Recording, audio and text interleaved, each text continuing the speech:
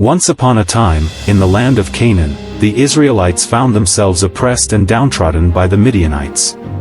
These ruthless invaders had ravaged their crops and livestock, leaving the Israelites impoverished and desperate. Their hearts were heavy with the weight of suffering, and they cried out to God for deliverance. In their darkest hour, God heard their cries and chose Gideon, a humble farmer, to be their leader. Gideon, though initially filled with doubt and uncertainty, sought guidance from the Lord.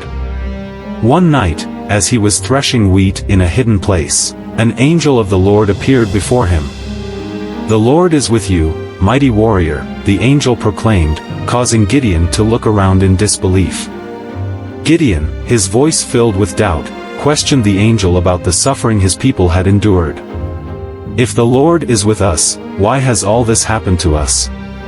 Where are all the miracles our ancestors told us about?" he asked.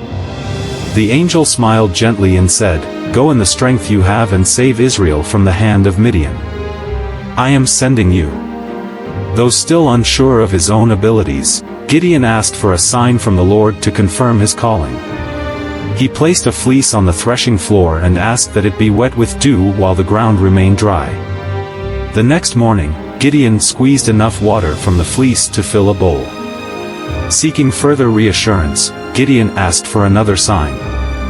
This time, he requested that the fleece remain dry while the ground around it became wet with dew. And once again, God granted him his request. With his faith strengthened by these signs, Gideon rallied an army of 32,000 men to face the Midianites, but God had other plans. He told Gideon that his army was too large and that he must reduce its size. Gideon obeyed and proclaimed that any man who was fearful or trembling should return home. 22,000 men left, leaving only 10,000. Still, God told Gideon that his army was too large. He instructed Gideon to bring the men down to the water and observe how they drank. Those who knelt down and drank from their hands would remain, while those who lapped the water like a dog would be sent home. Only 300 men remained, but Gideon trusted in God's plan. With this small but dedicated force, Gideon prepared for battle. As night fell, Gideon divided his men into 3 groups, giving each man a trumpet and an empty jar with a torch inside. They surrounded the Midianite camp, waiting for the signal. At Gideon's command, the men blew their trumpets, shattered their jars, and held their torches high, creating a cacophony of sound and light that struck fear into the hearts of the Midianites. Confusion and panic spread through the enemy camp as they turned on each other in the darkness. Gideon's small army pressed forward, pursuing the fleeing Midianites. The Lord granted Gideon and his men a great victory that day. The Midianite forces were defeated, and peace was restored to the land of Canaan.